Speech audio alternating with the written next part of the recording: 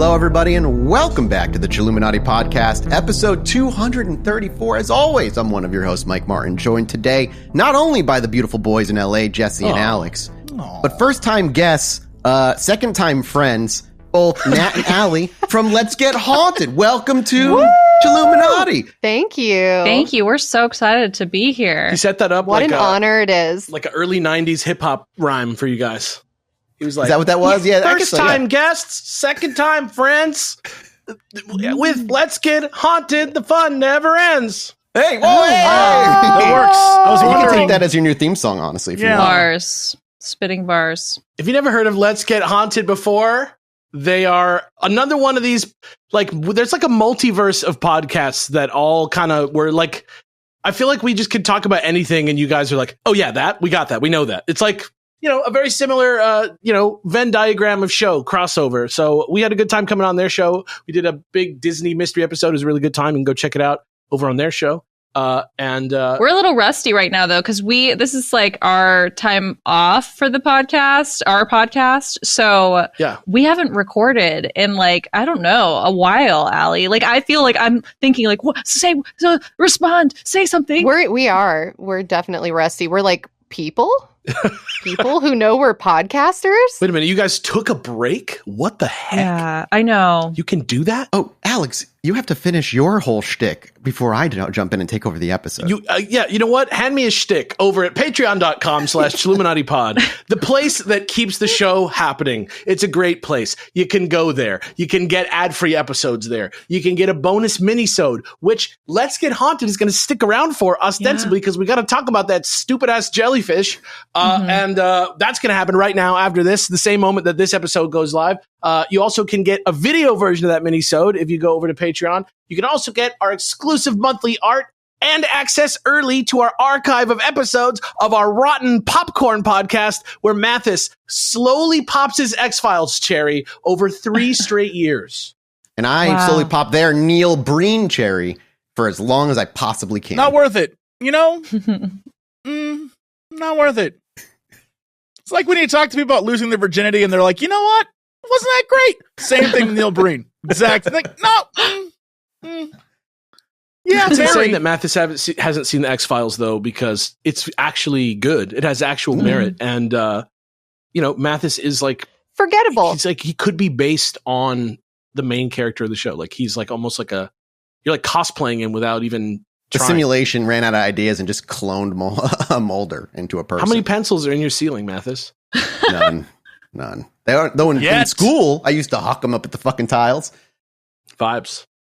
No, today's episode is one that Mulder might actually be a little bit doubtful of, but we'll see. Back in the summer, in July, we covered a topic that kind of popped up into my sphere via TikTok and ended up putting me into a rabbit hole. Always a great way to start. Of frustration and chaos, and then the best campaign for a fantasy game I've ever found. Today, we're going to be talking about the lands beyond the ice walls of Earth. Oh. Allie and Nat, have you heard... Obviously, you've heard of flat Earth, but have you heard of the ice walls that surround Earth, keeping us in place and ignorant of the reality beyond? Like a snow globe, but flat? Like rectangular snow globe? Wait. If you're trying to make sense out of this, let me tell you, it's going to be hard. Okay, it's going to be tough. Is this in order to understand this theory, you kind of already have to accept and assume flat Earth theory? Kind of like if you're a Catholic, then it's assumed that you're also a Christian, or you know what I mean? Does this make sense? Yeah. Oh, yeah. It's literally, if you can say to yourself, fuck everything that science has told us, everything just goes on forever in every direction, and I am the god of my own reality. That's a great starting point for ice wall theory. Oh. Yeah. So wait, but isn't flat Earth about... Flat Earth is like a conspiracy, though. It's not like fuck science. It's like, oh, science is lying to us. They're telling us that this stuff is true, but it's not. And then that's why it's kind of fun, because it's not just a rejection of science. It's no, they're lying to you. Everything you think is actually a lie, right? It's even more than that. Imagine, if you will, the Earth is flat. You could fall off the edge. But what if even that was a lie? Oh. What if there was no edge to the Earth, but in fact, Antarctica and the Arctic are not continents, but giant walls created to keep us in from learning the truth. Walls made of ice that even when melted reforms instantly through, I'm assuming, magic to keep us in. Because when we get out, we'll learn the truth. Outside, as we learned last time, everything that you can imagine, say something, a fantasy trope you love. Go. Damn it. This is what I'm talking about. Okay, I really like Lord of the Rings. I like when people hold like a lantern and wear a cloak and like walk across snowy landscapes looking for something. Okay, you gotta answer a riddle to cross a bridge, right? That's a fantasy trope. It's there. Yeah. Do you like any and all mythologies? Are you a fan of comic books? Have you ever played D&D? It's all I there. have not, and I want Everything that you can think of exists. A Russian nesting doll of Truman Show domes. I put a link in the chat on this program that you can click. It leads to the map. Boys will be familiar with this map. This will be brand new for you, Nat and Allie. I love this map. It is straight up a fantasy map. It is like D&D. It's so goofy. Wait, this is real? This is what they really think? This is real, right?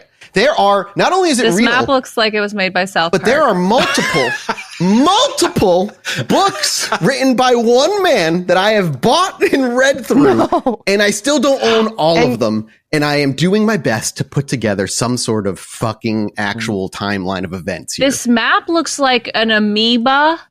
It looks like an amoeba or like a cell or just like a bunch of pogs. Like I can't even tell what I'm looking at. It looks like AI named it also. Like the names, like if you zoom in, like this one's kind of low res, but there is a high res of this somewhere. But if you look in and look at all the names are like kind of, some of them are like trigger words from like various conspiracy theories.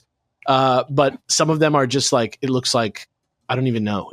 There's just randomness. What does that say? Does that say Sadestio? The best part about this is all the things that are listed, right? Like, if you look at the names, like Nibiru, and there's some other ones on here. Basically, every single conspiracy or weird far out there theory is amalgamated into this, which is, I love this. Because basically, they said, okay, well, if the Earth's flat, and the sky and the heavens and the stars and the sun and everything is fake, it's all like conspiracy that the government's lying to us about.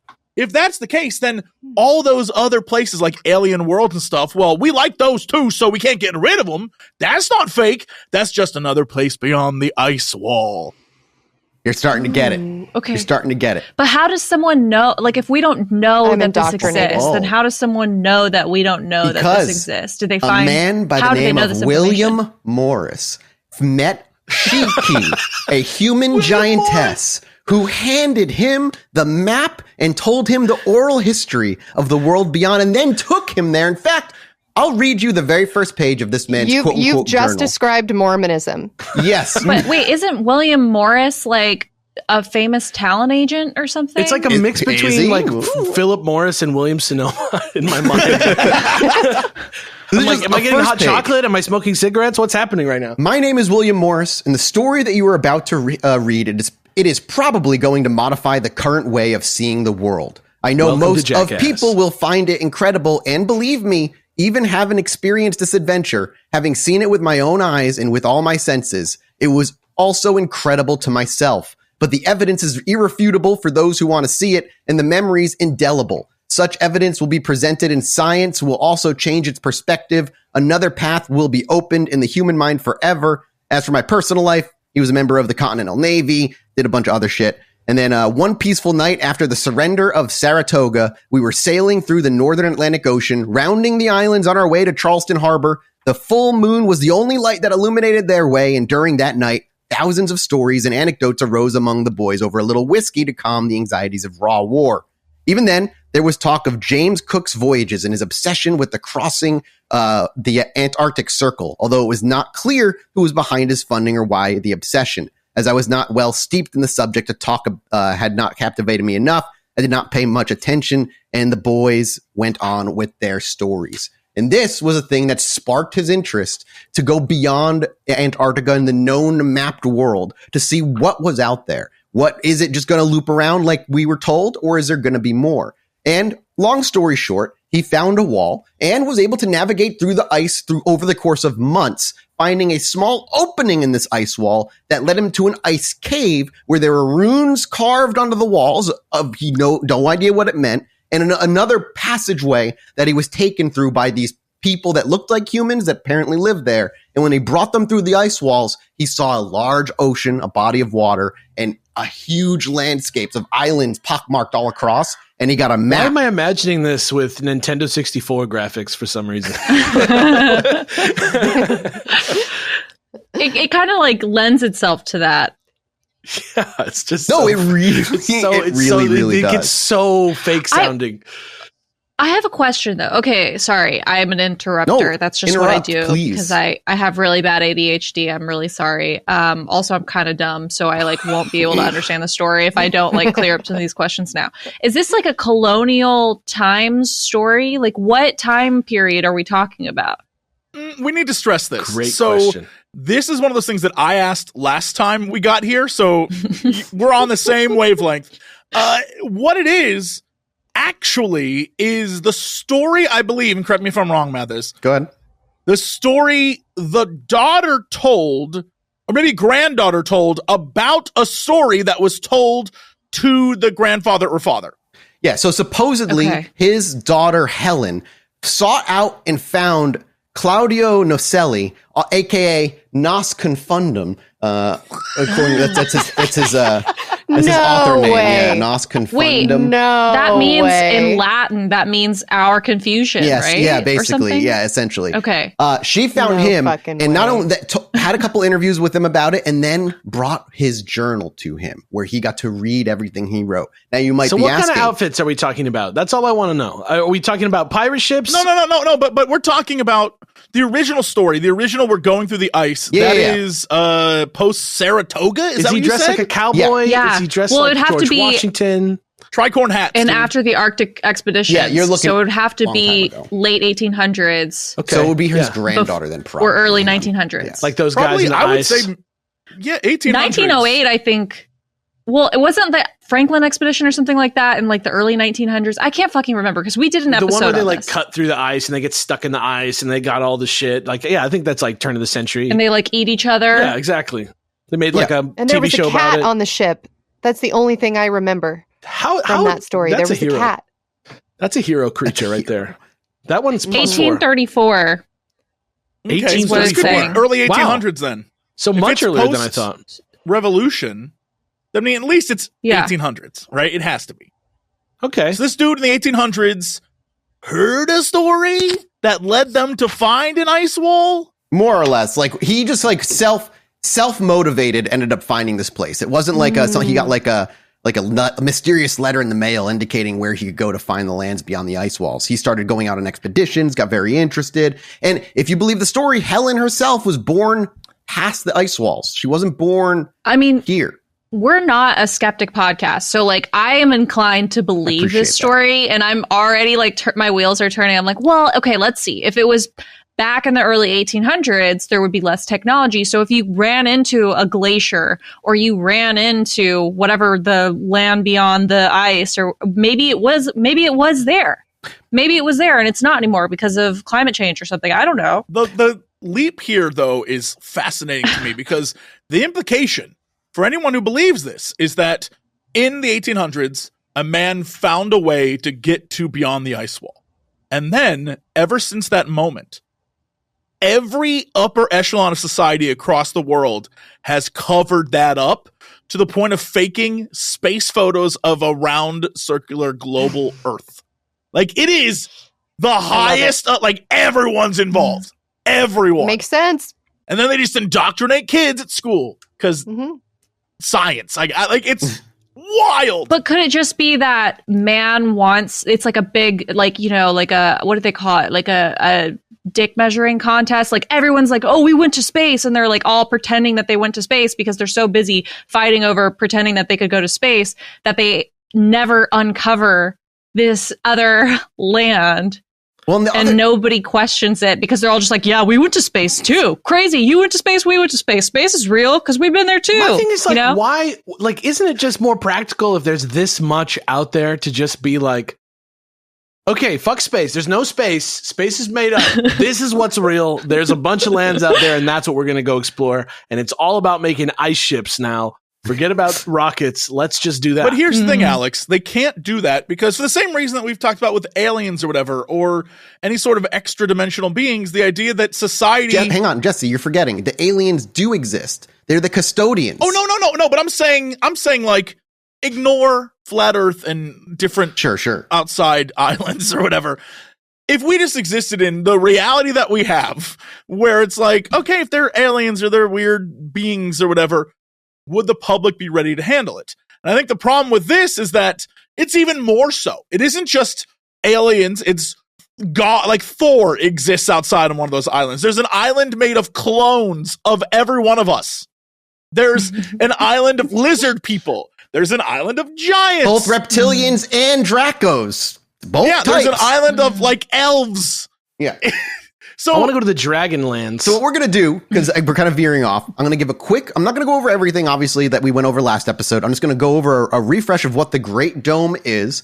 And then we're going to talk about some of the lands out there that we haven't talked about on the podcast at all yet, and who lives there, what their purpose is, and then veer our way into the truth of human history and what wars humanity got into that we don't even fucking know about. Yo, let's go. I'm completely on board. I'm very interested in this. My mind is already like, okay, well, so obviously like the world isn't flat and there's not like a land of smaller islands within our Earth, but what if he opened up a portal, or what if he was looking into a different dimension or saw this, or what if he was having a vision? What if he was like a visionary? What if someone telepathically communicated this idea to him of time being a flat circle and everything exists and nothing exists at the same time, and the way that they were able to communicate that to him was through imagery that he already understands, which would be like islands. The issue is, William Morris doesn't exist.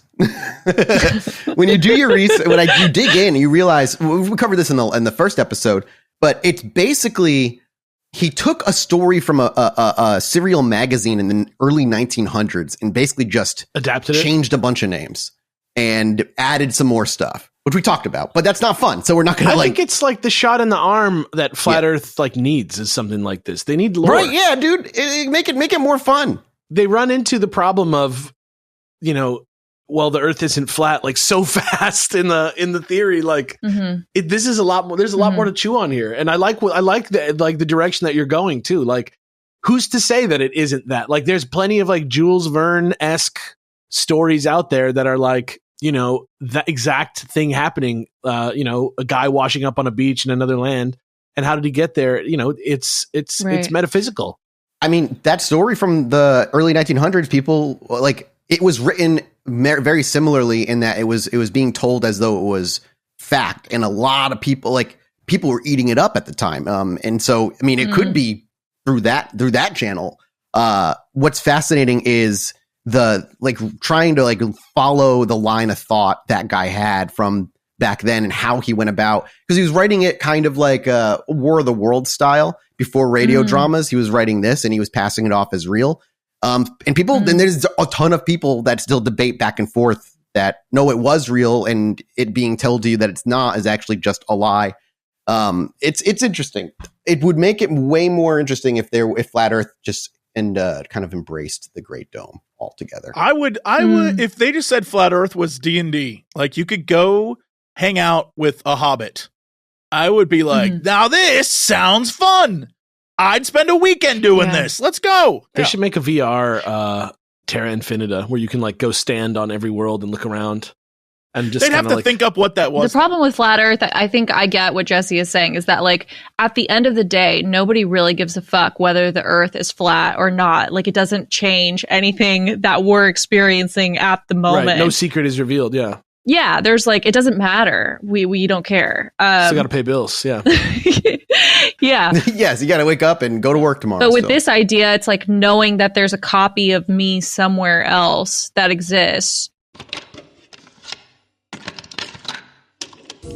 Thank you to today's sponsor, Talkspace. Hey, it's me again, the guy who always tells you that mental health is as important as your physical health and that you should probably have some sort of therapy if you can get to it, and that's why Talkspace is so freaking important. I'm going to say it right at the top. Don't wait. Don't wait. I get it. The urge to sit there and go, I'm fine. I can handle it. I don't need anybody. I'm all good. It's just your brain trying to survive in the moment and trying to persuade you from not doing the right thing, which is go get therapy. And with Talkspace, you can sign up online and get a personalized match with a provider that's right for you, usually within 48 hours. It's super convenient to have virtual sessions with your licensed therapist from the comfort of your home, and there's no need to commute to appointments, miss time at work, or line up childcare in order to attend sessions. It's mental health care made easy, and most importantly, affordable.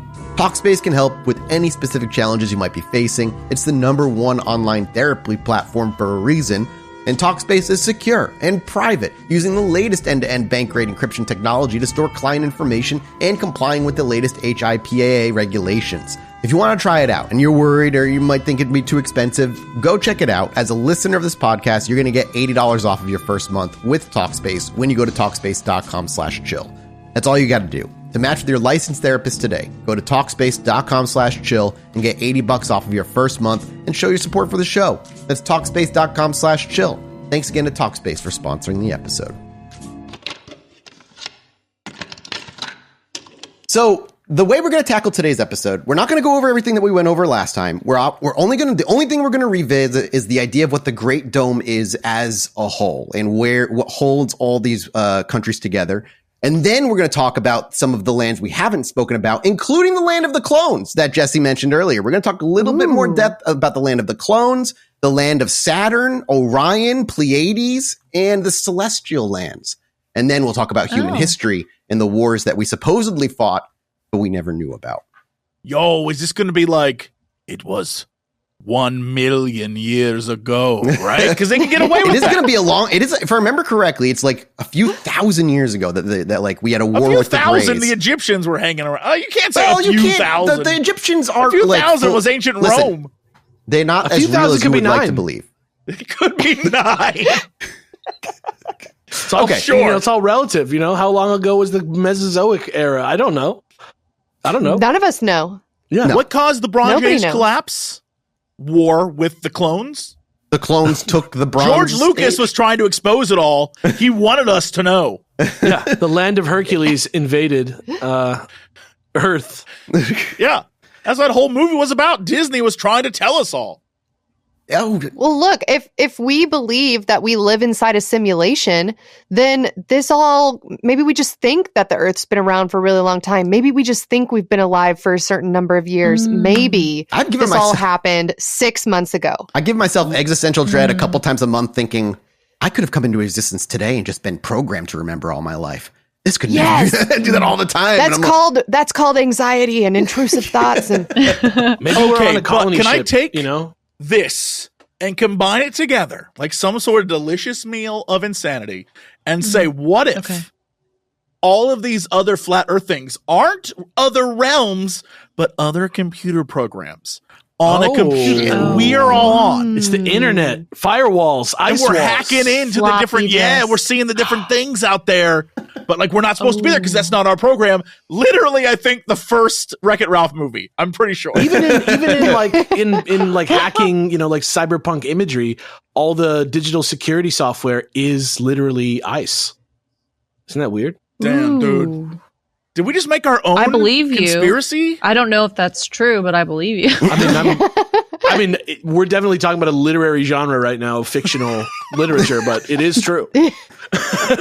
All right. So a little bit about what we've got here. We're looking, these places are about 8,000 kilometers behind the ice walls, in the direction that we call south.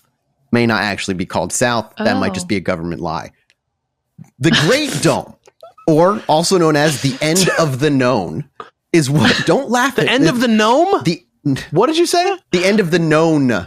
End of the known. Oh, I heard gnome as well. Which may be south. I was pissed, dude. End of the gnome, dude? No way. That's what Big Compass wants you to think. South isn't real. The billionaires who make compasses. The Great Dome, or known the end of the known, is that which covers and encloses in some way all the other known worlds. Very few were able to see this end and even quote unquote touch it. Can it even really be touched? They leave in the question. Moreover, it is said that some experiments were made to be able to cross it, but it was not possible. It is the terror of several colonizing civilizations that do not sleep peacefully, since any race from outside could take away from them from one day to the other the power that they maintain in the hierarchical pyramid that they themselves built during history. Did you just like start improv in the middle of that? One sentence? That was all one sentence. Did you start playing Zip Zap Zop in the middle of that sentence? No, that's all words were read exactly as they were written in the order that they were written. Basically, the dome encompasses all 178. There's no idea if they can get through it or not, and on the outside, bad things exist. So we're safe. The dome is keeping us safe. Okay. Whoa. So hold up. It's good. Hold up. There is, if I'm understanding this, if we had to like reverse nesting doll this thing, there's us in the middle. Well, wherever we're at, there's us in the middle of a thing. And then outside of that thing is more lands. And then outside of that thing there's another wall. And that leads to more things. And there's another wall. We don't really fully know what's outside the dome. I'm just looking at the images we have here. I'm trying to figure out. What's so hard to follow? What's so hard to figure out? What's so hard about that? So there's multiple domes and multiple ice walls, but then in the end, there's a giant super dome around all of us, and beyond that is the unknown, where I assume Cthulhu's trying to something like that. But yeah, we all are also all encased in a wall or like a dome. It depends. And they even say in the book the best way to cross them is by going by water and land and looking for little crevices and cracks within the walls and being able to slip through and go into these areas because it's very hard to by air. Why? I don't know. Has anyone ever tried to fly? That's a good question. I don't have an answer, and neither does the author. So I wish I could tell you. This man did a lot of research. I imagine that was just left out accidentally. Do you think it's kind of like when people ask, why couldn't Gandalf just fly Frodo to the volcano to throw the ring? It's like, you know what? Don't ask questions, dummy. Right. It's fine. Is that the vibe? It's a fun adventure, and it's not about the end. It's about the friends we meet along the way. So maybe he just left that out because he wants all of us to go on our own little adventures. Critical thinking, the same way Satan gave it to us. It's not about answers. It's about buying the books. Wait a minute. By the way, these books are like $10 to $15 each, and they're about 25 to 50 pages each with huge. How far in are you? Text. I've read two of them fully. That's like $1 a page. Oh yeah, this is like information the government doesn't want you to have. That's information is power, dude. This is a deal, dude. This is a deal. Okay, you're paying a premium. This is a deal. We're gonna talk about some lands and see what life is like over there as best as we can. And we're going to start with where we kind of left off after the first episode, the dome or land known as Aldebaran. Aldebaran. Aldebaran. You can find it on your maps. Follow along. I'm looking at it is to the west. At least that's what Big Compass wants us to think. It's to the west. Is that Princess Leia's homeworld in Star Wars? Princess Leia from Aldebaran. Yeah. In Aldebaran, the Taurinos and Taurines, that's where they live. And they have the Taurines? The Taurines and the Taurinos. The Taurines, I think, are they bull people? Well, I was about to say. Good question. All I remember is in high school, somebody said that taurine was bull semen, and that was an urban legend that permeated my community for many years. But it turns out it's bull vomit, I think, or bull bile. It is related to bulls. Swallow, taste, spit, bull semen, bull vomit, bull, the other one. I mean, it's the stuff that's in Red Bull, right? Yeah. And like Monster? Yeah, 100%. That seems like it would be super expensive ingredient to get. It depends on how much barf you need for how many Red Bulls, I guess. That's true. That's so gross. That's true. But you are correct. These Taurinos and Taurines, they have a great relation to what we know rather from past stories, like the Minotaur, the monster, with the bull's head, human body. The Taurines are a faithful reflection of that representation. They are, in fact, bull people. They're bull people and cow people, I guess. And if we dig deeper, we could find a direct relationship between the Taurinos and human beings in past resets, which we've never covered on an episode. But I'm sorry. Whoa. I can't, man. We can't go through it right now. What I will tell you is a reset is a cycle. Things get crazy. War starts happening. The custodians come in, wipe everybody out. We start fresh. Time out. Like Whoa. the Great Reset. That's believable. Did I miss the fact that we're a zoo? I mean, no, because we don't have 9 hours to really go through every little bit. I'm picking and choosing what we're talking about. This is the best thing I love when we talk about this. This is so nutty. It is perfect. Perfect. Well, some stories of the giants confirm that the Taurinos used to feed on human flesh. But in recent times, they've proven to be benevolent beings who were able to end the rule of the custodians a long time ago. Which custodians, by the way, when you think of custodians, Allie and Nat, they're the Greys. Little gray alien dudes. But they're not from space. They live in here. They're just from their own little world. So the custodians are not in charge anymore. Right.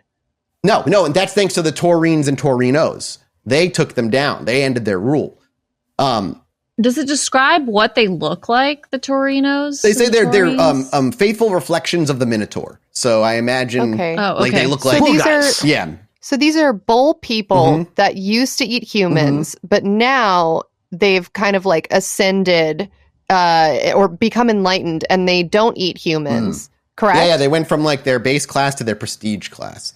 How do we know? So is this just vegan propaganda? How do we know this isn't pro-Minotaur propaganda? I'm just saying. The Chick-fil-A advertising is from the Taurines and Taurinos. Those guys are the Taurinos. Yeah, those are the Taurines. They're running Chick-fil-A. The ones with the bad handwriting. Yes, exactly. Eat more chicken. They've got hooves. They can't. What are you gonna do? They gotta, Yeah. What else? They can't do shit. Well, since they ended a custodial rule, they're not well regarded by the races that dominate within the Great Dome any longer, since they have saved several races and species that were supposed to go extinct. The Taurines and the Taurinos are basically not liked by elder species because they've saved the extinction of species that should have been wiped out and let to be completely wiped out. Even the races that had not been able to develop their full potential due to attacks of the parasites that we mentioned earlier, which is the custodians are also parasitical, and they like to use the people, and it's very confusing. They use people until they don't need them anymore, then they wipe them out and reset. Why are we to believe this? No, that's how I would do it too. Why, out of all the stories, why are we to believe that these are the good? Why? If I'm into conspiracies, can I also just be like, why do the Minotaurs want us to like them so much? What's that about? I don't know. Aren't the Greys? There's only one story that was passed down, my man. We can't talk to them. We can't speak to them. You're right. We're never going to get to read their language. You're right. This is all he said, she said. You know what I mean? We shouldn't even be taking this for real. Imagine if a samurai from the 1700s was dropped into the middle of New York City. What would he even tell people he saw? Well, if you give me $10,000, I'll say whatever the hell you want me to say. I'll be like, I saw it with my own eyes, guys. I was there. Patreon.com/Chilluminati podcast. I'll write my own 25-page book and be like, I was there. Well, over time, the Minotaurs are good people. The Taurine people's genetic material had been modified many times over the ages.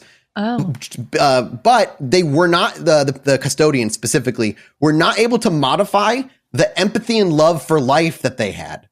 They couldn't get that. They couldn't genetically get that out of the Taurine or Taurinos. That's beautiful. Love conquers all. Yeah, love conquers all. Exactly. Wow. They also say nowadays they are still carnivorous beings, but they can be found scattered in several other circle environments, aka other countries or worlds, where they kind of just are around and helping people with their spiritual development. So they're like shamans. So they're like wandering monks now. Okay, healers. Yeah.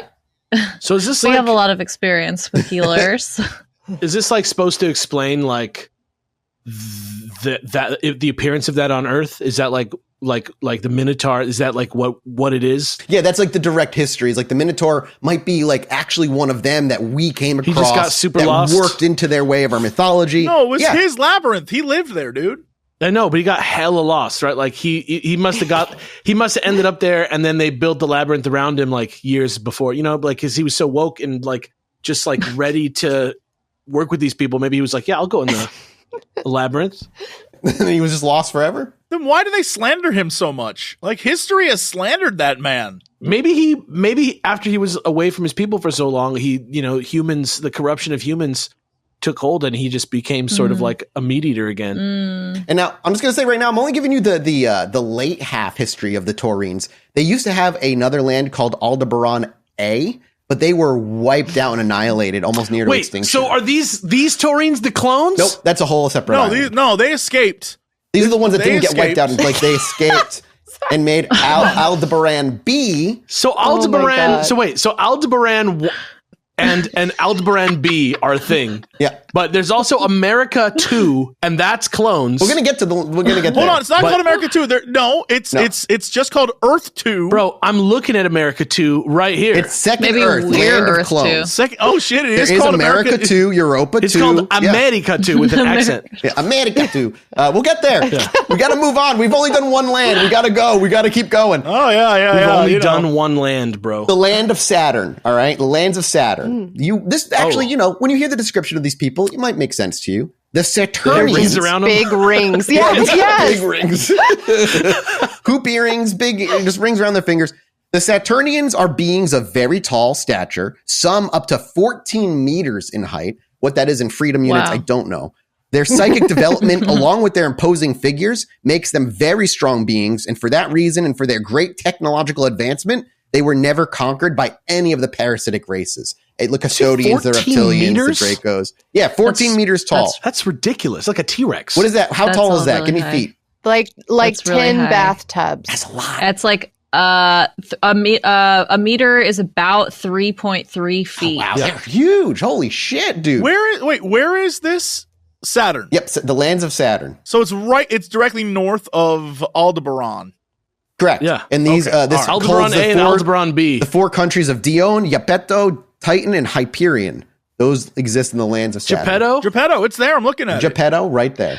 These lands, even though they are gigantic and attract attention because of their big rings, they were not visited until relatively recently when the Anunnaki visited them for the first time. And they came to a quick agreement because they saw these lands and the native beings as very hard and difficult to colonize. The ancient aliens went to Saturn land? Well, they have their own land too. Yeah, they have their own lands. They're on the other side of the world. If you go a little bit to the right, past the lands of Mars, the Anunnaki's lands are past the lands of Seth and include the Sea of Horus. This is interesting because there's a lot of sort of like Greek and Roman mythology in this. Like when you're saying the Saturn land or whatever, I was thinking of Saturnalia. I'm saying that like a total idiot. I know it's you said it right. Like Saturnalia. That's it. It was right. Okay, yeah, which is like, I guess, the pagan holiday that was celebrating, I don't know, like the Roman god Saturn, and it's like what evolved into Christmas at one point or something. So I'm wondering if this has any sort of connection to that. I'll give you a quick land of the Anunnaki breakdown as to how these operate. Okay. So the Anunnaki here are another one of the colonizing and parasitic races that is sickening the other worlds, manipulating and controlling the children of the children for years and years. Whoa. What? Sounds a little racist. Oh, yeah, no. Why are they colonizers? I don't. Yeah, what's up with that? I don't know. They're another of our enemies, a hostile and power-hungry race, and they're the creators of the pyramids because humans are too stupid to do that. And they build these structures in all the worlds they visit. It's like their flag. They like plant down by building a pyramid. They've been here. They are the strongest race within the Great Dome, even above the custodians. And the technology they use to attack other worlds is incredibly advanced. The weapons of destruction and the facility they have to enter through the domes is also something notorious and that characterizes them and frightens any race. To give you Can I get idea. a vibe check on them? They do use portals. They use portals.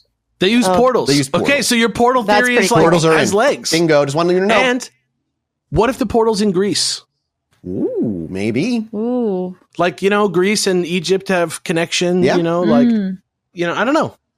Culturally, yeah. But the Saturnalia people, I'm saying it's Saturnalia now. The Saturn people were too powerful for the Anunnaki to colonize. So when they showed up, they just made an agreement with them and left. They didn't bother even trying. If I needed to think of a fictional race that already exists to be the Anunnaki, who should they be? A fictional race? How could you... Well, what would you describe? I just need something to think of them as. I don't know. What level of technology are we talking about? They're beyond the Greys. They have technology more powerful than the Greys. Okay.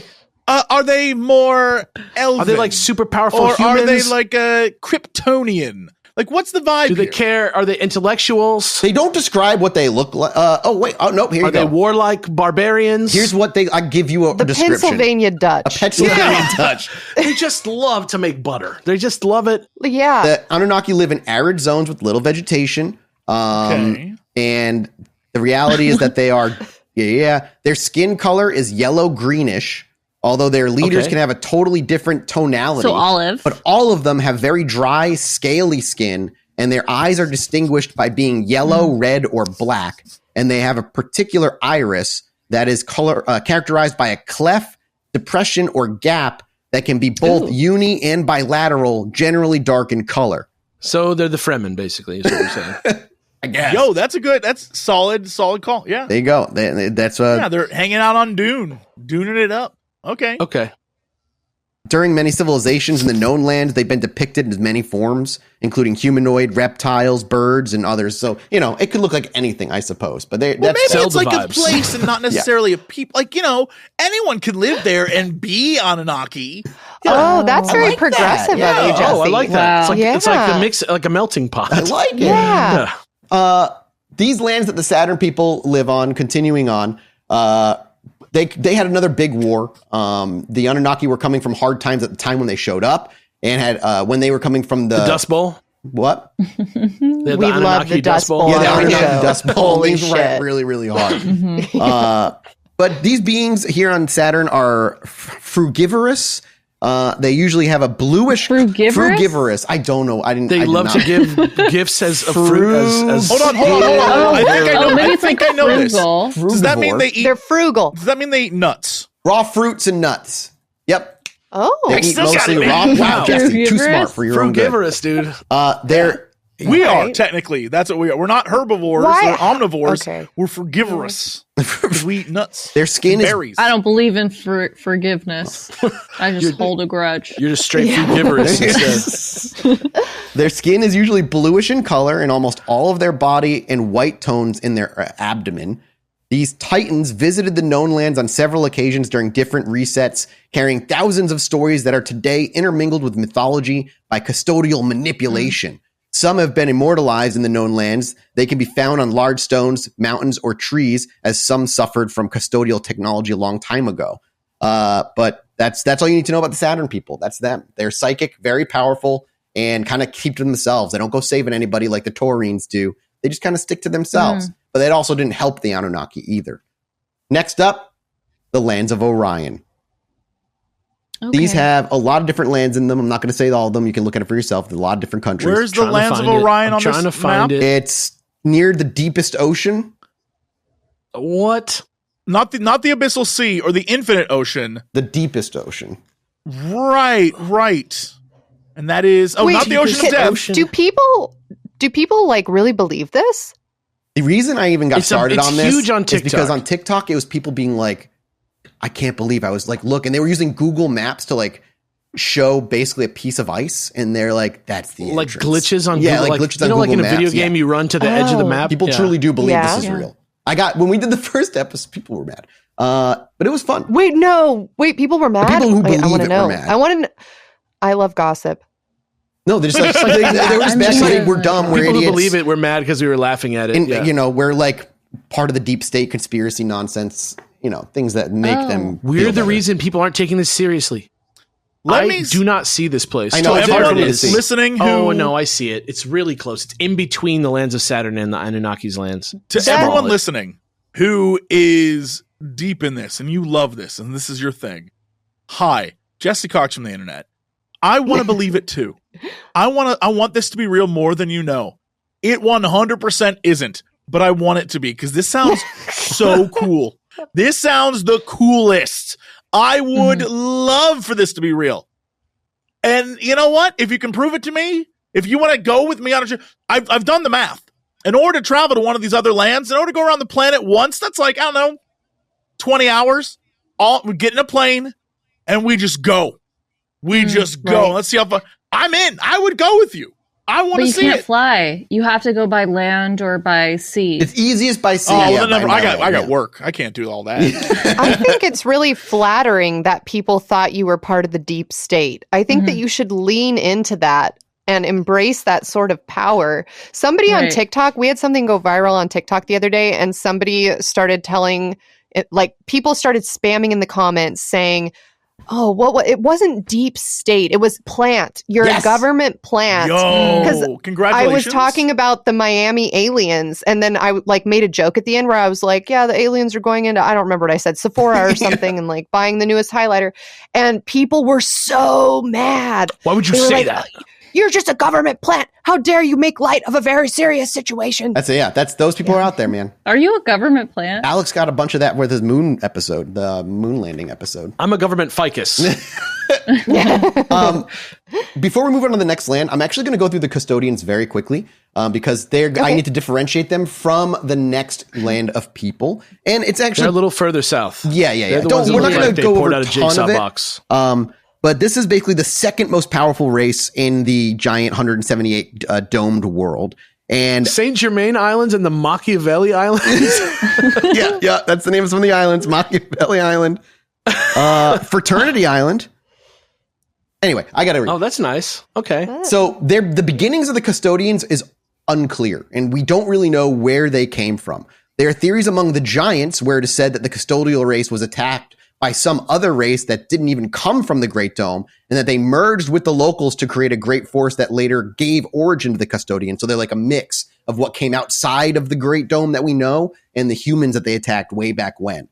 But the reason we say that they think that is because they believe humans actually are come from the land of the custodians first, and that we were from there before we were where we're at now. The custodians, it said, were the first to leave their world and advance on their way to the others with great destructive and colonizing power, having reached each of the worlds and tried to explore around the known end of worlds, like the wall around them. While they have been defeated on at least 2 known occasions by 2 completely different races, it is certain that they are also vengeful, and that if they have not yet tried again, they will soon.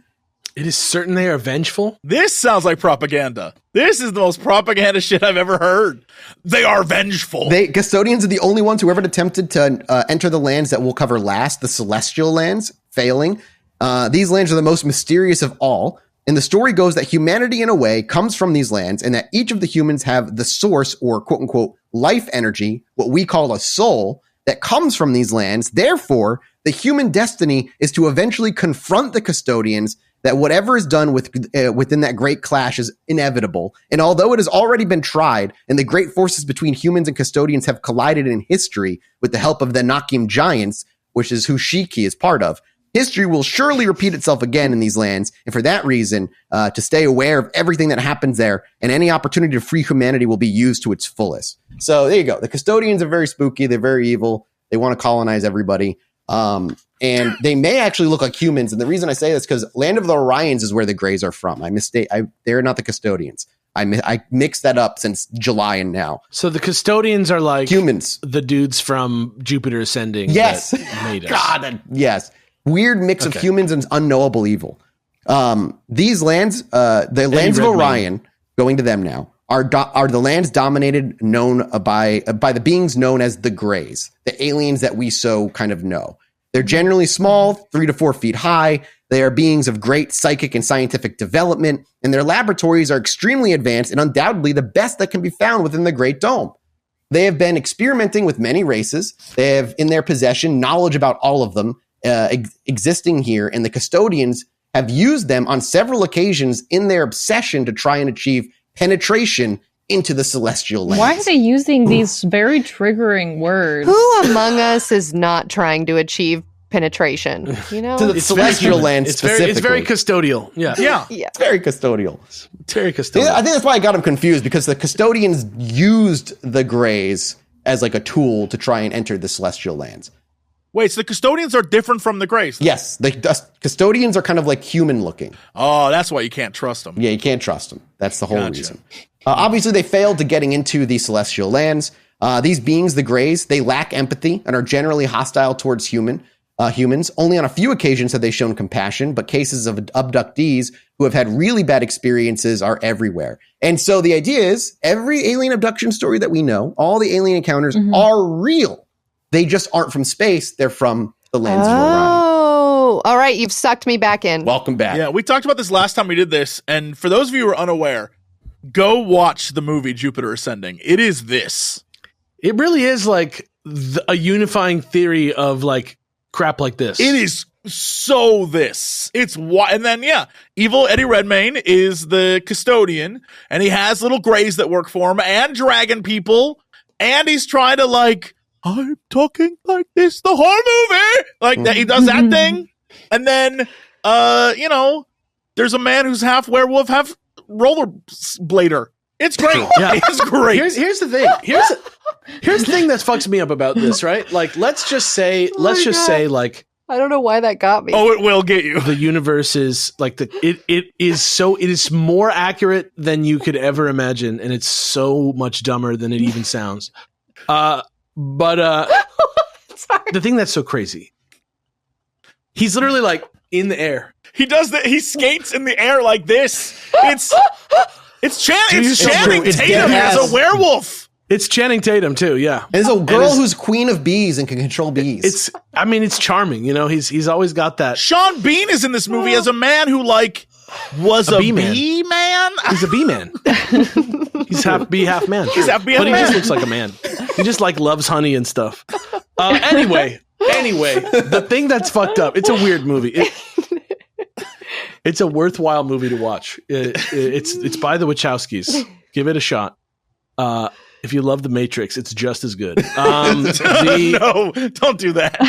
The thing that's messed up about this, and let's just imagine, because I always use this as like a sort of like tonal thing, because it happened recently and it really, affected my thought process. But we kind of proved that everything is everywhere all at once recently. Like the Nobel Prize, right? The quantum is what it was stuff, given. Yeah. Yeah, we proved that like our perception of the universe is such that we perceive it in a certain way where it's linear and there's, space between things, and we have to, travel in space to get to places and stuff like that. And, but that's not how the universe actually is. And that's why things like quantum entanglement between particles on opposite sides of the universe can happen, is because the way that we perceive it is not really how it is, right? That seems accurate to you, Mathis? Yeah, I'm sure there's a little bit of stuff in there that makes no sense to me. But assuming that, right? Assuming that's true, which it seems to be. And then assume that you're like not an educated person. Like you're just kind of like somebody from 200 years ago who doesn't have a operating knowledge of like even what atmosphere is, what anything is. Like, how is this not, like, looking at this map, how is this not just space and planets? Like how is it not, right? That's kind of what it is, right? Like there's a Zeta Reticuli land. Like they pull things from space. It's almost just like I was the first human being and I was confronted with the concept of space. And instead of picturing it as like a nothingness of with orbs floating in it, which it may be, to the eye, even though it's just circles, if you think about it as circles rather than orbs, it kind of ends up like this. Mm-hmm. And I don't know, like it's kind of the same thing. Like there is atmosphere around things. There is distance between them, an ocean. Like, we even call spaceships because they are ships that go in space. Like, I don't know, like, is it really that? Is it? No. If you start to think about it that way, and you start to think about like maybe there isn't even space, like I don't know, like it starts to become something that at least you can start to get some serious thoughts about, I guess. I mean, that makes sense. If we believe that everything like exists all at once, right? Then this does exist. Right? Isn't that what Alex was saying, basically? Yeah, well, I mean, that's a whole other, like the multiverse or whatever, like the infinity of existence is a whole other thing too, yeah.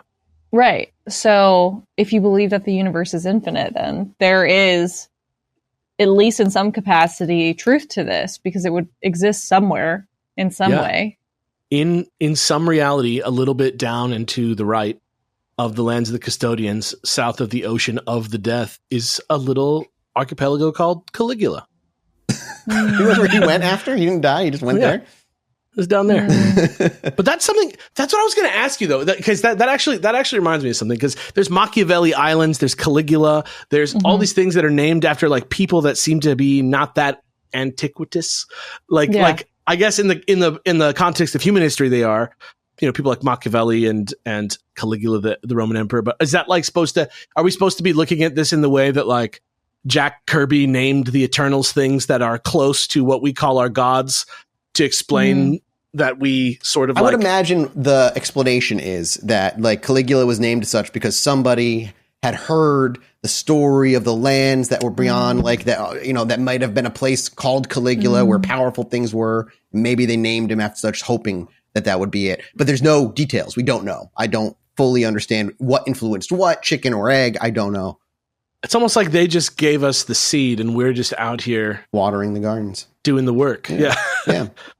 Exactly. The last thing we should know about the Greys, they're basically the third most powerful, a point before the First Great War, where like everybody out there was fighting. The leadership of both the Anunnaki and the custodians had an upheaval, and it allowed the Greys to take control of the entire Great Dome for a little while until the Great Human Uprising happened, and we killed their leader, which made the Greys very mad at us, which is why they treat us the way they do still today. What is the way they treat us? Abduct us, take our, genetic sampling, all the abduction stories we have now are the way they're treating us. And it could have been better.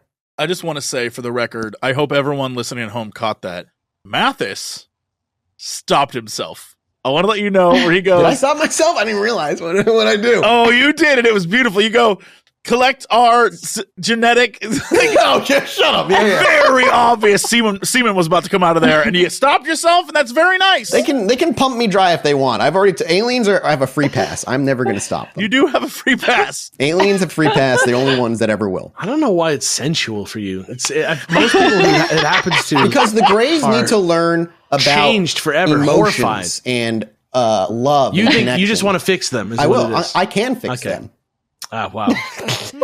That hubris, that male hubris. Thank you to EveryPlate for sponsoring today's episode. Are you looking to get your food expenses in budget in the new year? Saving big and hopefully eating great as well? Well, you can both save big and eat great with America's Best Value Meal Kit.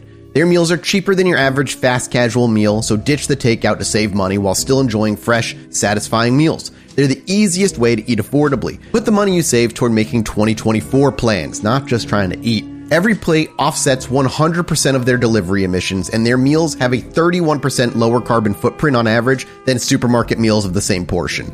Plus, nearly all packaging materials are curbside recyclable in most areas in the U.S.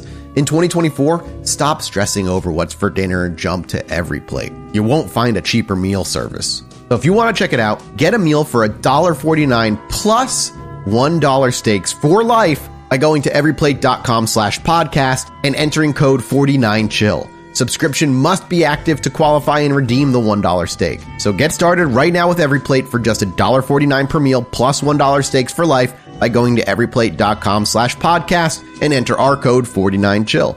Again, subscription must be active to qualify and redeem that $1 steak. Thank you again to EveryPlate for sponsoring today's episode. Only a few more lands left. We got 1, 2, 3, 4 more lands, and we are done with this. With all of the main important ones. I hope we're never done with this. I love this. Do you think all the graves have a hive mind? So if you fix one, you fix them all? Oh, that'd be great. It's a great question. That'd be like the best orgy of all time. What? It is sensual for you, isn't it? It really is. Oh, it is. Aliens, man. Just with the aliens. I feel like that's why they're not coming for you, because they're like, that guy's way too thirsty. Listen, we've had this talk. We've had this conversation, all right? 100% he is skeezing them out. Like actually, I was going to say you should come to a Chilluminati live show, but I was going to say, actually, maybe you probably don't come to a Chilluminati live show. The splash zone is getting too big these days. Okay, here's my logic, right? So the aliens keep showing up and scooping eggs and scooping, jizz out of people. Why you gotta say scoop? Just take it from somebody who's willing. I'll do it in that, and I'll get confirmation that aliens are real. It's a trade. Okay, man, don't put yourself out there that much like that. We covered the QAnon conspiracy years ago, and one of the parts of that conspiracy, which, by the way, off the top, not true, blah, blah, blah, let's not even go into it, except for this one little slice, where some people believe that adrenochrome is being harvested by children, but you wouldn't be able to get it from a willing participant. You would have to get it from someone who is having a fear response, because that's the only way in this theory that we covered, this conspiracy theory. It's the only way to get That's it. what the aliens need. So maybe I'll play along. I know a bugman in a seersucker suit. I'll play along. I'll play the role. Just take me on your spaceship. No, but then it wouldn't be afraid. I'm so afraid. Yeah, I'll pretend. I'll say no. I'll pretend. It's fine. You can't pretend. You this can't broadcast pretend. to the galaxy, bro. They're already picking up. They got it. They know. Whatever, man. Whatever. I'm done with this conversation. Can I say one thing that's kind of off topic, but I feel like I've just been holding it in too long and I need to share with some people? Please. No, please do. I have a friend in Atlanta who got banned from Whole Foods recently. Like, he walked in and some guy comes up to him and holds a picture up and is like, "Hey, is this you?" And he's like, "Yeah." And he was like, "You're banned from Whole Foods." And he was like, "What? I come here like 3 times a day," because he lives right next to Whole Foods. And they said that he had been coming in and, like the cookies there, he like would always grab a cookie while he was shopping. And so he's banned from every Whole Foods, like for the rest of his life. That's amazing. That's Mathis with the aliens right there. No. Yeah. Too eager. Yeah, that's how I feel. All right, whatever. Yeah, fine. All right, I understand. I want to advance the relation between humanity and non-human intelligence. No, you don't. You want to advance the relations between you and some alien booty. Get out of here, dude. A little alien cookie out of the lobby of the alien. Yeah, this whole like humanitarian. It's very altruistic of me to want to bang an alien. Like, get out of here, you creep. Whatever, man. Listen, we talked about the sexiest alien abductions. Why can't one of those happen to me? We did a whole episode on it. You were there. What's a sexy alien? I think we've covered it. I think everybody every listener out there knows why. Yeah. Anyway, all right, we gotta go. I'm done. Stop dashing my dreams. I think the Greys, to go back to what Nat said, I think all the aliens have a flyer with your face on it, Mathis, and they're like, "Don't abduct this guy. He is bad news." One of us tried. We went there. It's on the sun visor. Yeah, we went there while he had a fever so that he wouldn't know it was real. And he was being way too eager. We had to wipe his memory. It's a bad time for all of us. And they pass it out in the Whole Foods that is our universe. You think they put like a holographic detour sign over my house that they fucking fly into? Have to go around. Oh my God. He sucked my finger, dude. It was weird, man. It's fine. I'm not going back there. That's not fair, but it's fine. I didn't do anything wrong. Just trying to help. Pleiades, the lands where Atlas exists, Electra, the land, not the hero, and Merope. The Pleiadians are very close to the known lands, and they are very tall beings that keep great physical similarity to who else? The Norse. Oh, sexy. It is said that their ancestors survived the Battle of Asgard against the custodians. This is what I'm into, if it makes you feel better. So now there's 2 creeps in this episode. Perfect. Would you let the Pleiadians abduct you, bar none? I mean, I don't know what you're about to say about them, but I'm really into like the Viking Norse abduction fantasy. People. For sure. Just because my thing is little gray things. Why is that weirder than being into Norse aliens who look like big Vikings? This is like GeoCities, like back in the day when people finally found each other. Like hey, like, don't worry, man. Like, I got you. Like, I love the Norse aliens. Like, oh yeah, and he's like, I love what are they called? The lands of Orion guys. I love those guys. The Greys. I'm attracted to just really big rings. So, maybe the Saturn nights or whatever. Yeah. Oh, I got a land for you. I'm really into Roman emperors that love to eat their family members. Is there an archipelago I can find? If you don't like reptilians, you like more dragon-like reptiles, there's the draconians as well. So you can have your lizard-like reptiles or your dragon-like reptiles. Your choice. Who lives in the lands of scat? Is scat? I know one guy like who does. A guy that scats? Oh, I thought you were talking about shit play. I'm just asking questions. There's a land called Scat. Is it in like a giant it's north dome? of the lands of Draco, and I'm like, who lives there? The Draco people. Does it smell like weed or cigarettes? Great questions all around. Right there, Draco. They live in Athabine, Edamin. All right. Anyway. The Pleiadians. That's the bean? Don't worry about it. The Pleiadians. That's the most sexual one we've discussed. That's just Chicago.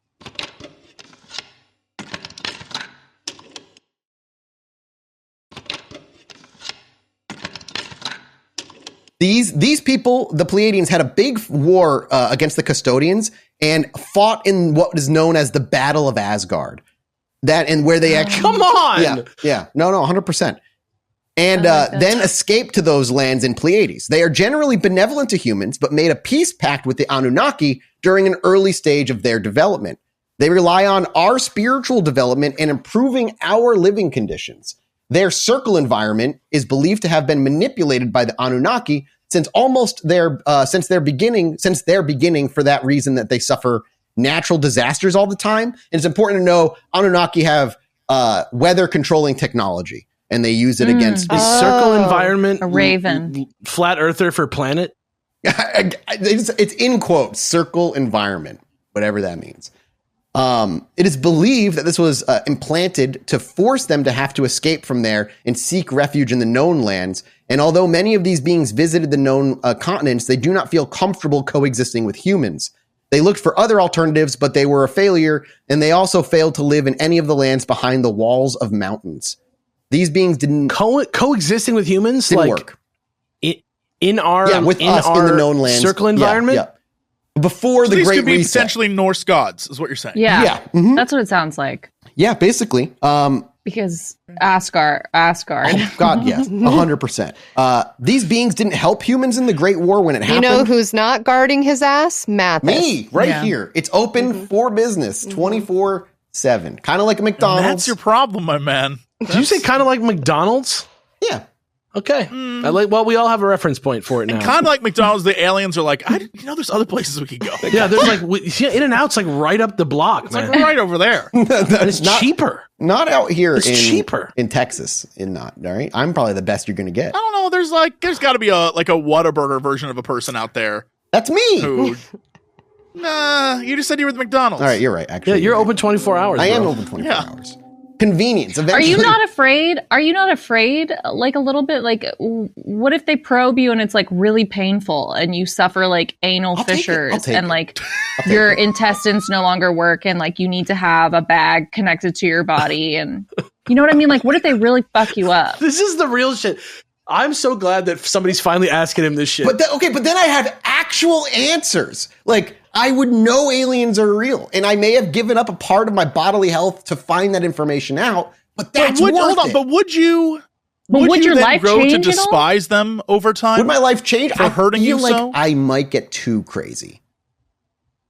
Because you might? Like, I'd start turning this podcast into like just trying to spread the truth that aliens are real and just crash my career. Probably. You might turn this into you screaming into space for aliens to come have sex with you. Yeah, that would be a crazy thing to happen on this show. Eventually, you might lose track, and that might just be what our show is every single week. Yeah. They would quit. The first day I came back with like a colostomy bag, and I'd be like, wait till I tell you what happened. Came back with a bag, and you were like, guys, aliens are real. The next 8 episodes, aliens were in my butt. I'm here for all 8. Yeah, and then that's it. You're done with 8 after that. And then we're gone. Episode, you're gone. And then we're out. It's the finale. Oh man, honestly, what a finale to go on. To know how that do you aliens follow that real. up? I don't think legally you are allowed to after that. I don't think I can. Moving away from them, we're going to the lands Jesse's been waiting for now. The lands of the clones. We are now in the world of clones. This is where America 2, Europa 2, Gran Tierra de los Duertores. That was, all those places. That doesn't say Duertores. That says Desertores. Desertores, you're right. I could not, dude. It's hard for me to fucking see. The grand land of the deserts, but it's in Spanish. Spanish deserts. This, known as like a very strange Earth, was created as a totally experimental first Mars Earth. That's a deserter, not a desert. Desierto is desert. Oh. It's even more fun. Alex and I are like a whale's vagina. Yeah.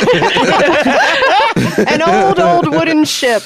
This place is hard to, basically, so this place was experimental first Mars Earth, but it wasn't used for a long time until they transferred the idea of Mars Earth.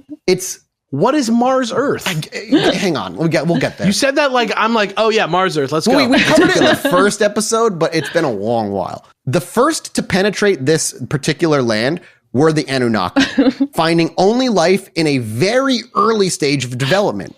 It was immediately used to transport some of the then dominant races to create an experimental site for conflict resolution and inter-race development.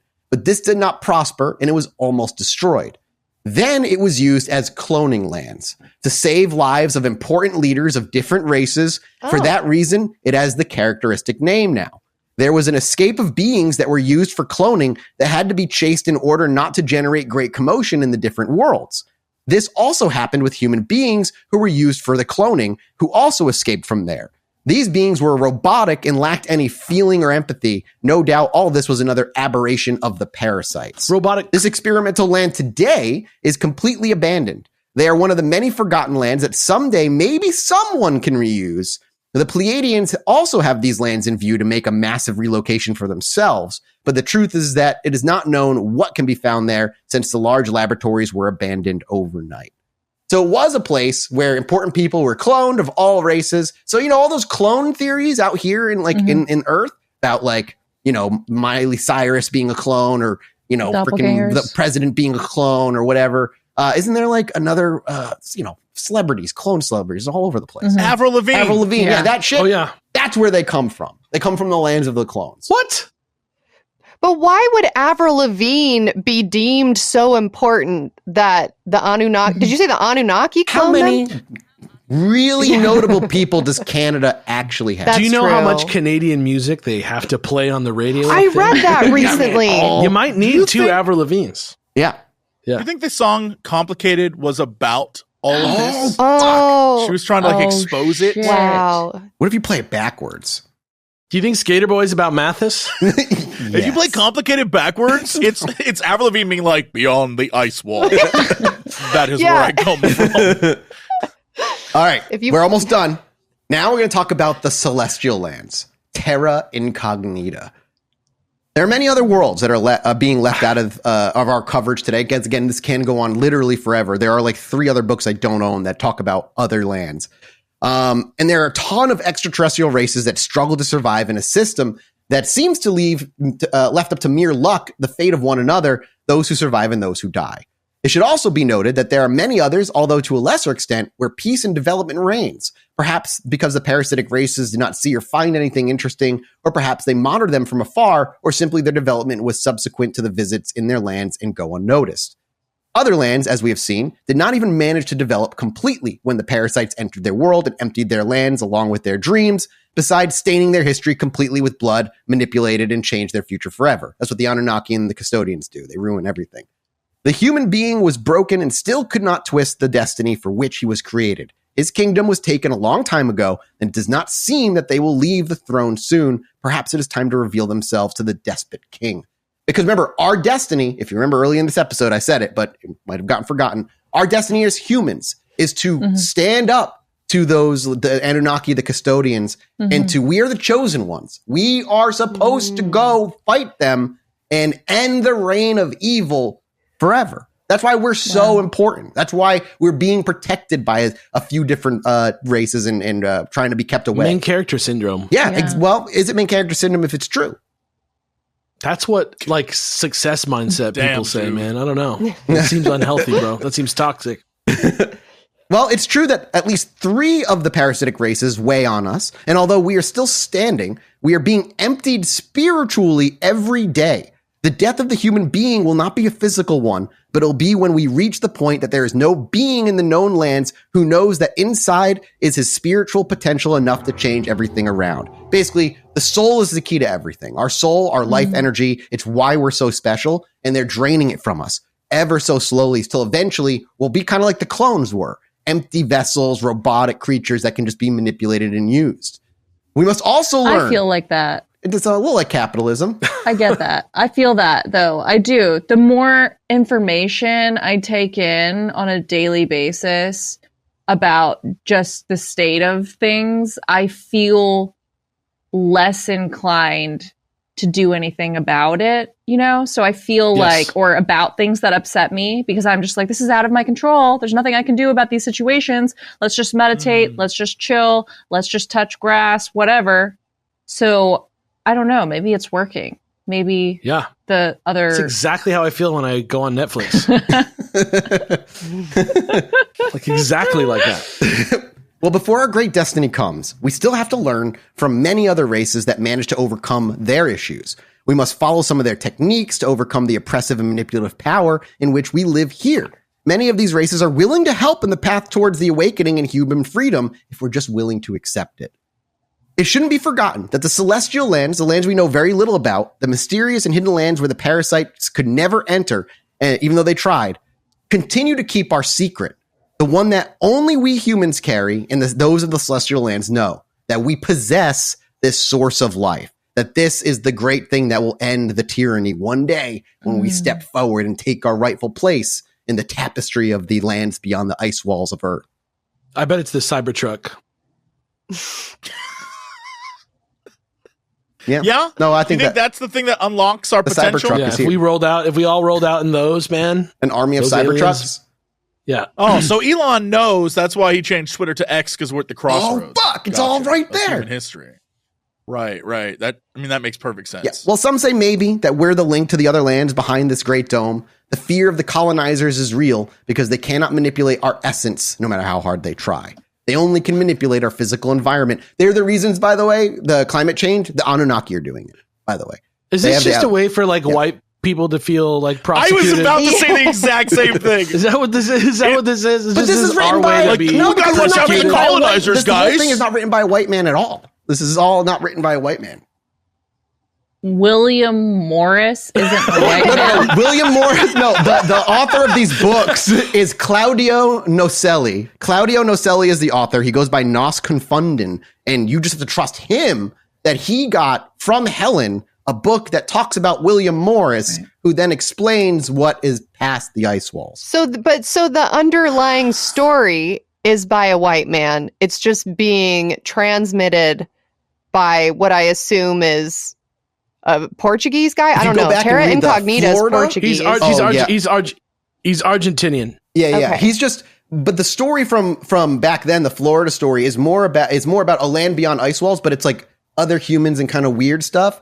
All this alien and all this stuff is all him adding to it. And he's more and more books are being released that I got to catch up on that just keep pushing the lore. Wait, he's alive?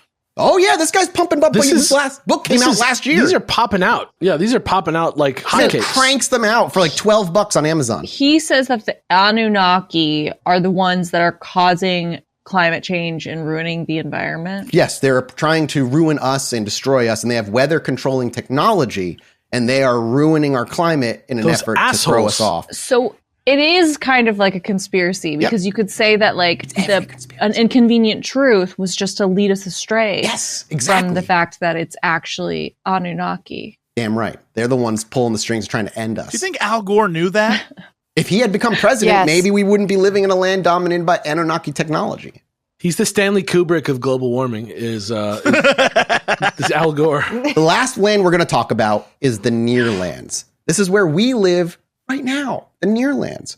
Our lands have a name different from everything that has been named in any of the stories, and surely many of the continents abroad as well. And it's simply called the Near Lands. Although many keep the spirit of the great stories and battles that may never happened, I will not annihilate his dream or confuse it, he claims, with names. Besides, I prefer that my lands remain for the moment with the name that some know it, Ancestral Republic, is fine as it represents what we are, the surviving human ancestors to the last reset.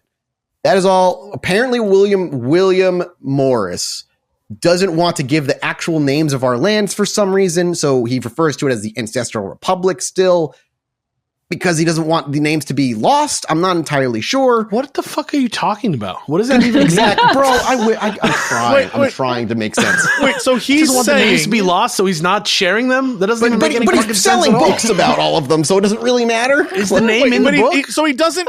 The Near Lands. The Near Lands. You're talking about Earth. Yes, you're talking about the planet. Yes. This is Terra Infinita. This is where we live. So you're talking about like Europe and stuff, right? And he doesn't want to tell us what this place is really called, because if he did, then we couldn't stick it to the Anunnaki?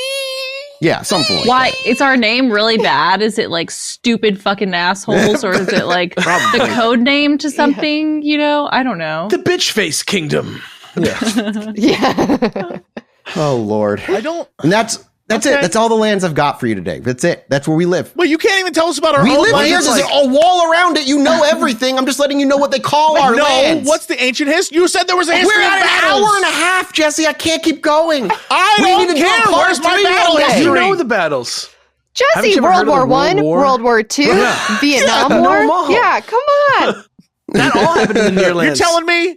You're telling me that on D-Day, as the doors went down and bullets are flying, there was a Minotaur and like a giant elf man. I'm going to give you the story, dragon. Everybody here, the last resets that happened in the known lands. Are you ready for that? I'll give you that. Resets, dude. Yes. The last and most previous reset had been the cruelest of all because they were already losing control. They being the Anunnaki and the custodians.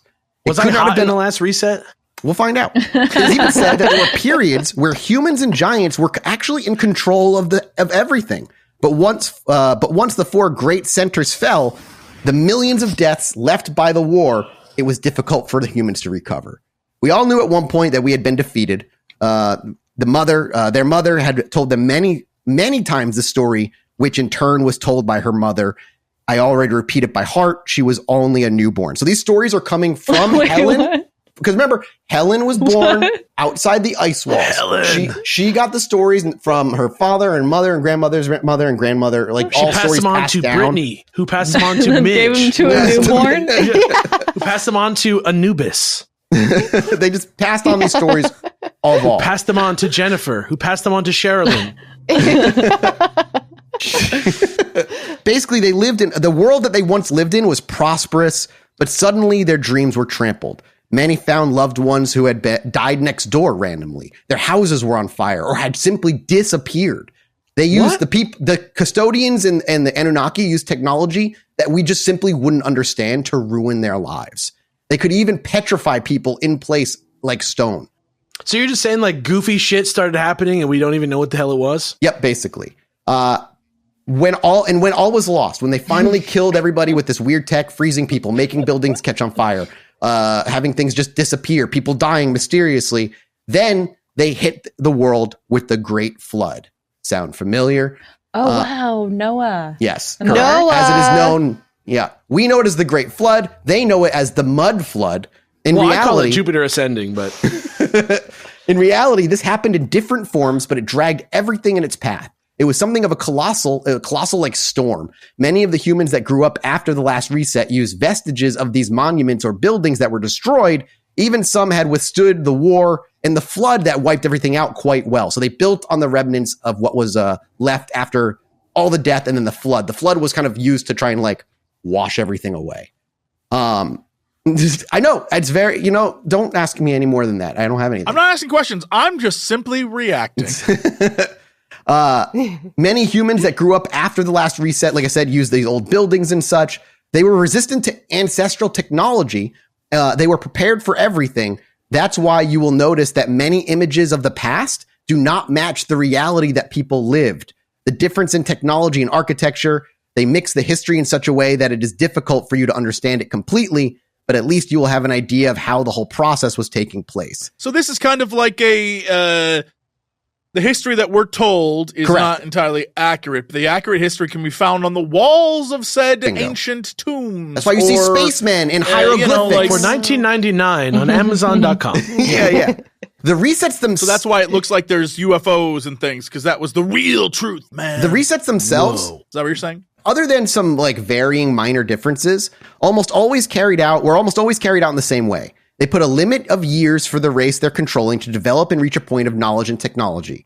They will always try to manipulate reality to reach that point as slow as possible. They take it really as like a game. Basically, they will try to pause your spiritual growth and the truth about your origin in your world environment where you are.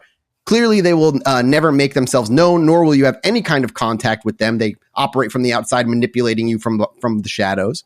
But you'll eventually be able to find them in history and in several possible ways and forms. Like I said, the hieroglyphics of spacemen on tombs and stuff that people believe, quote unquote, are spacemen. They're not actually spacemen.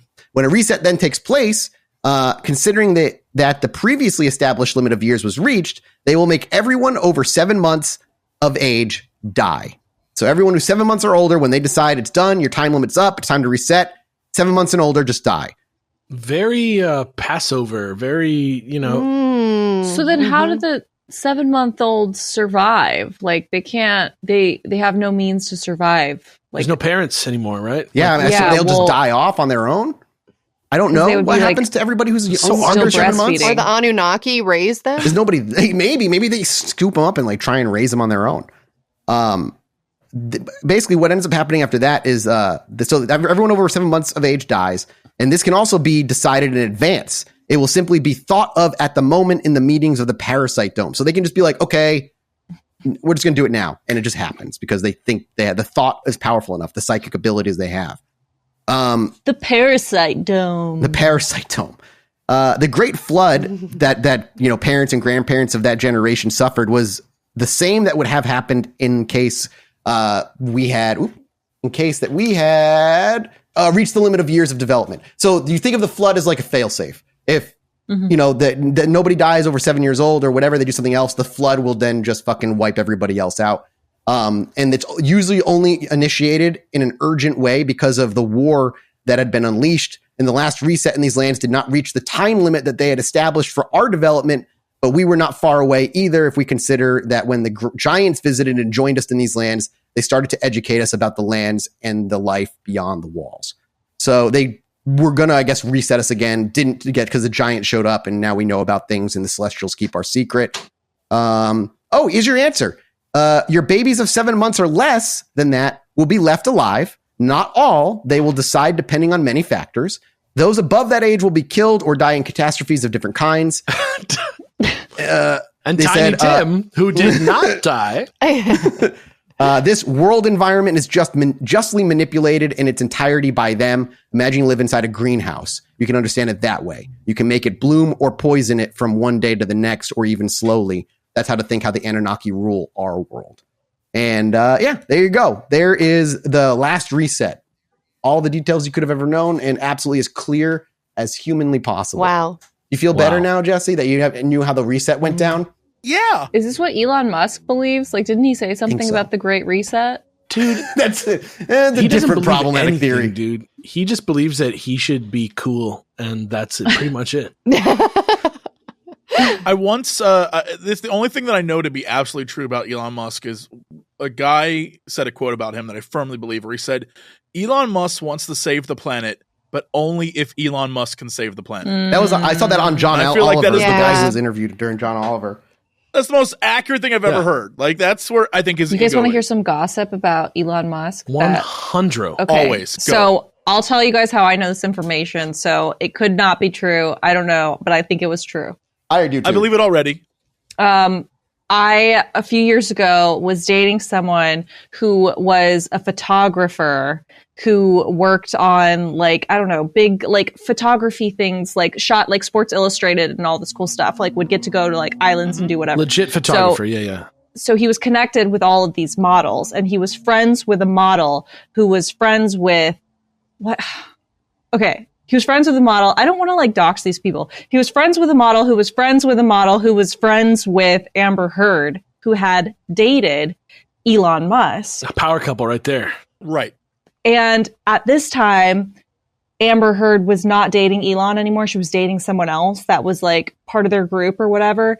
And she was cheating on the dude with someone else or something. And so Elon Musk called the dude and was like, hey, come over to my house. And the guy was like, what the fuck? Like, Elon Musk hasn't invited me to his house. This is crazy, but I'm going to go because it's Elon Musk. Hey, could you come over to my house really quick, please? I'd like to show you something at my house. Elon Musk took him into, according to the story that this guy told me, Elon Musk took him into like a room in his house, had a big screen, and then like pressed a remote and started playing recordings of her cheating on the dude with another guy. And I was like, there's a lot of things in the story. That's not save the world billionaire shit. That's evil man killing James Bond. Evil. Well, hold on. I'm not saying he's a good guy. I'm saying that sounds exactly like something. No, absolutely. Yeah, it does. I couldn't believe, because I was like, why would he fucking care? Why would he fucking care? And he was like, no, because he just wanted to feel. He made her dress up as Mercy from Overwatch.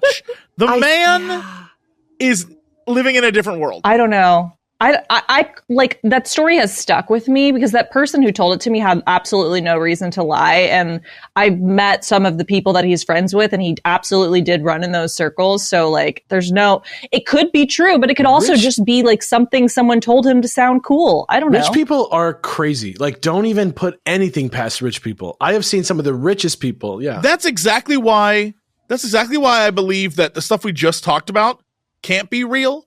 Because I know that Elon or Zuck or someone like the billionaires who have too much money and are like, I swear to you, they would have figured this out. They'd be like, I'm creating the greatest sailing vessel. I'm going to Caligula. 500 flotillas put together, and I'll travel the world. Like, they would do that. Who do you think Elon would ally with in the lands beyond the ice walls? The Norse? The villains. Oh, he is already allied with the Anunnaki, not the custodians? He may be one of them. He's a straight villain. Yeah. He's like the custodian? Really? I feel like he thinks of himself as like a hero. So wouldn't he want to be in Asgard with the gods? But the bull people, I don't think would take him in. Oh, no. You're right. No, you know who he is? If you've ever seen the movie Die Hard, he's the dude who tries to make a deal with Hans Gruber. He's like, Hans, buddy, come on. Like, and he gets shot in the face. That's who Elon Musk would be. Elon Musk is. He thinks he's the hero and he's going to save the day. And really, he's just a stooge. All I know, I'm not sure who he would be allied with, but I do know that he would be wherever Mathis is, just getting his back blown out by an alien. Yeah. Yeah, he's got the money. That's not fair. He should not be allowed to have that gift. He's got the money, though, dude. Like, the world is... Mathis, I have a question to ask you. If the alien semen collection was not like they're giving you an orgasm, but it was rather that they abducted you and you have to give one of them an orgasm, would it still, would you still be down? Just move me up. I'm in. I'm in. He's already logged in on the app. He's already got his he's got like rewards points set up on the app ready to go. Where's my space Uber to pick me up? I'll be right there, dude. Bring me in. Fuck yes. I don't care anything. It doesn't matter. We always have guests on this show, and then Mathis starts talking about how he wants to fuck aliens, and I get scared that finally we're going to reach that episode where somebody is just so put off by that, and then everybody just jumps in and is like, hypothetical question for you, buddy boy. And I'm like, he's just so enthusiastic, and he's not afraid. He's not like ashamed. Yeah. So it's like, okay, this is a shameless person. I'm just going to ask them things I'm wondering. It's like a baby smiling when he sees his friend. You can't fake it. It's just, you can't, it brings joy to everyone.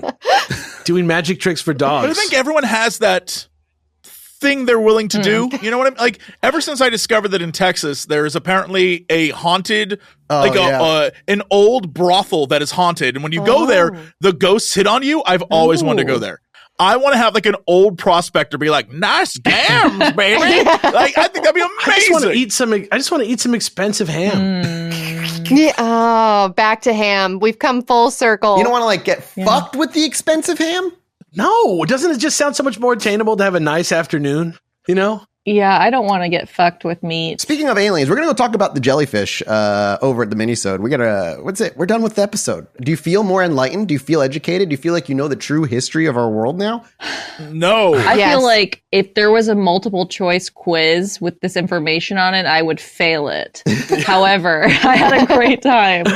Yeah, it's like that's kind of the vibe of this show. It depends on the episode. Nat and Allie, thank you so much for coming on. Let's Get Haunted, a fantastic show. Thank you. Thank you for having us. I know that you guys have letsgethaunted.com, but is there somewhere specific that you guys want to point people, or is there a day that people should be looking forward to for the grand return from your vacay, or what's the vibe? Yeah. First Wednesday of February, we will be back with our season 6 premiere.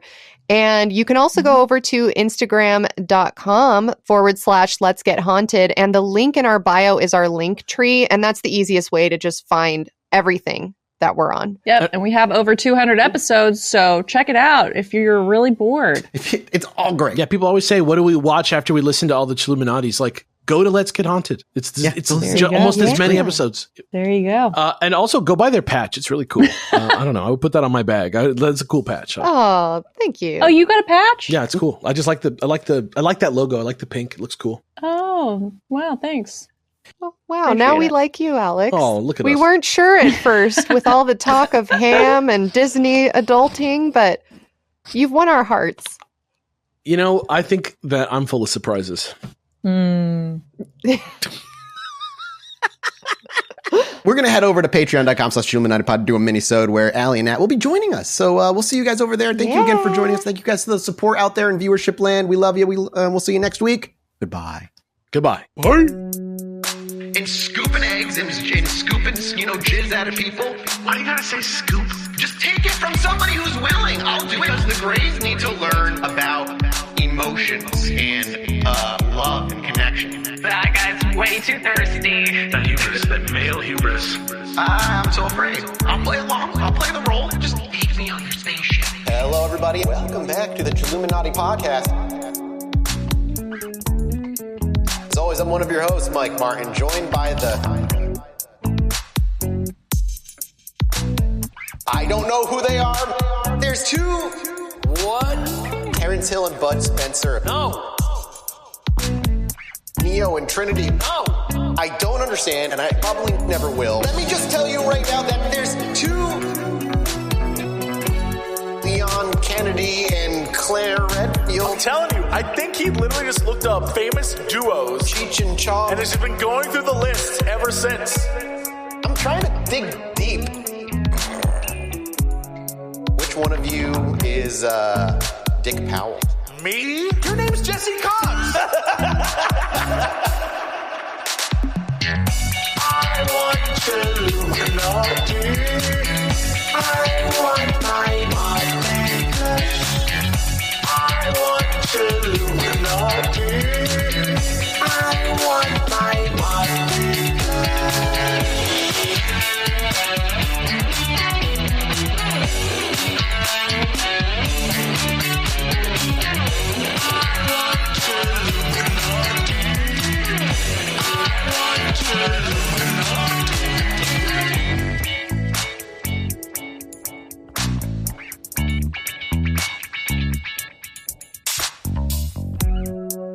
Hello, everybody. Welcome back to the Chilluminati podcast. As always, I'm one of your hosts, Mike Martin, joined by Alex and Jesse.